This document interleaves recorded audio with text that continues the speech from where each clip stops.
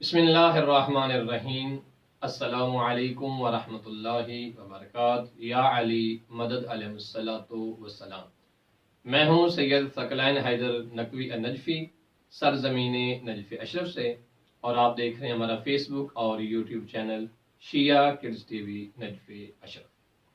हमने इन प्यारे बच्चों के साथ मिलकर आपके प्यारे बच्चों के लिए और इन प्यारे बच्चों के लिए सिलसिला कुरानी का आगाज़ किया, और हमने बतलाया कि इंशाअल्लाह हम आपके और इन बच्चों के लिए कुरान का तर्जुमा, मुख्तसर सी तफसीर, कुरान की मानी इस एतबार से और इस लेवल पे बताएंगे ताकि इन छोटे छोटे बच्चों को कुरान के साथ मोहब्बत भी हो जाए और कुरान शनासी भी हो जाए।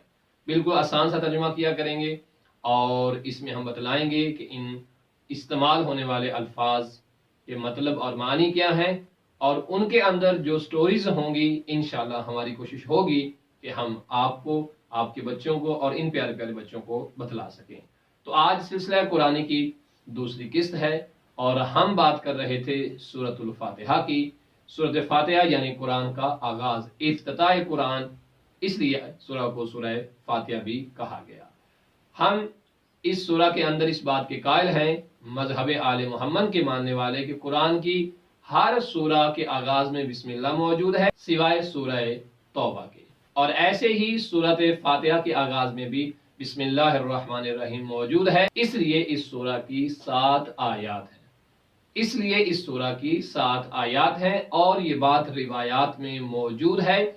इमाम हसन अस्करी अलैहिस्सलातु वस्सलाम ने सरकार अमीर कायनात अली इब्न अबी तालिब अलैहिस्सलाम से एक रिवायत को नकल किया है, जिसका मफहूम यह है कि मौला मुश्किल कुशा शेर खुदा हजरत अली अलैहिस्सलाम इरशाद फरमाते हैं कि मैंने रसूल खुदा सल्लल्लाहु अलैहि वसल्लम को ये कहते सुना है कि अल्लाह सुब्हानहु व तआला ने मुझे 2 अजीम चीजों से नवाजा है। मफहूम रिवायत है जिसमें आपने इरशाद फरमाया, एक कुरान और एक फातिहा, और इस फातिहा को सबए मसानी के नाम से याद किया, और कहा कि पूरे कुरान की बरकत एक तरफ है और सूरत फातिहा की बरकत एक तरफ है। इतनी अहम सूरह है सूरह फातिहा, और इसके आगाज में है बिस्मिल्लाहिर्रहमानिर्रहीम।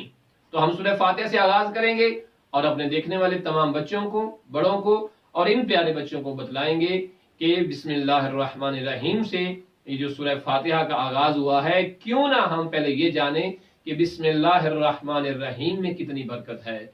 बिस्मिल्लाहिर्रहमानिर्रहीम क्यों जरूरी है कि हम इसे हर सूरह के आगाज में पढ़ें सिवाय सूरह तौबा के।